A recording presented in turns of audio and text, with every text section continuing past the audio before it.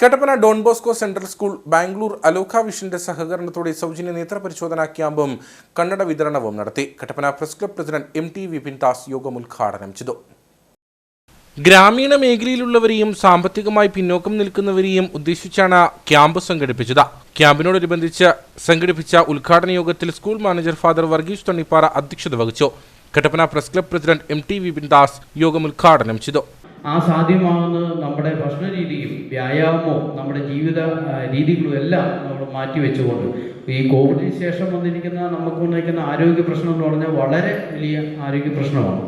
ഒരു പ്രായത്തിൻ്റെ അപ്പുറത്തോട്ട് ആൾക്കാർ, അതിൻ്റെ താഴെയുള്ള ആൾക്കാർ പെട്ടെന്ന് കുഴഞ്ഞു വീണ് മരിക്കുന്നു. അതുപോലെ തന്നെ ഹൃദ്രോഗങ്ങൾ, ഈ ജീവിതശൈലി രോഗത്തിൻ്റെ ഭാഗമായിട്ട് വരുന്ന മറ്റ് അനുബന്ധ രോഗങ്ങൾ നമ്മുടെ സമൂഹത്തിൽ ഏറ്റവും കൂടുതൽ വന്നിരിക്കുകയാണ്.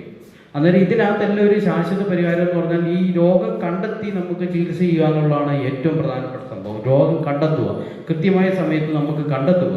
ആ കണ്ണിൻ്റെ ആരോഗ്യവും നമ്മൾ കൃത്യമായ സമയത്ത് നമ്മൾ കണ്ടെത്തി അതിന് ചികിത്സ ചെയ്യുക, അല്ലെങ്കിൽ അതിനുള്ള കണ്ണട വെച്ച് നമ്മൾ ചെയ്യുക എന്നുള്ളതാണ് ഏറ്റവും പ്രധാനപ്പെട്ട ഒരു പ്രതിവിധി.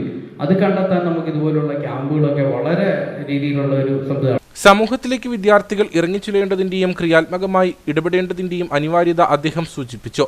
Father Varghese Edathichura, father Vipin, father Ajeesh, Sunny Xavier, Jojo Abraham, Sreeroop, Babymol Varkey തുടങ്ങിയവർ സംസാരിച്ചു.